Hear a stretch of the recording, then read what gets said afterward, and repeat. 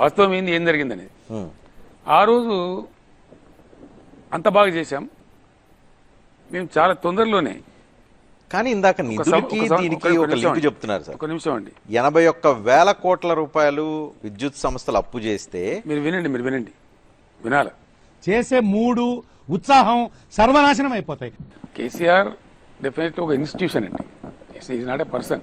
Sir sir ఏంటి sir అది? నేను శూన్యంలో నుంచి సునామీ సృష్టించి అసలు ఆశోపహతులై దిక్కుతోచని పరిస్థితిలో ఏం చేద్దామి, మా బతుకులు ఇంతేనా అనే పరిస్థితిలో ఉన్నటువంటి తెలంగాణ ప్రజల కోసం నేను స్వయంగా ఒక పార్టీ స్థాపించి ఆ పార్టీని ఒక మహా సుడిగాలిగా మహోధృతమైనటువంటి ఉద్యమ రూపంలో దాన్ని నడిపి, నేను ఒక మాట డెఫినెట్గా చెప్తాను Rajinikanth garu, KCR is history of Telangana, nobody can wipe it off. And కేసీఆర్ను తగ్గిస్తాము అనుకొని చాలా ప్రయత్నాలు చాలా మంది చేసి భంగపడి విఫలం అయిపోయినారు.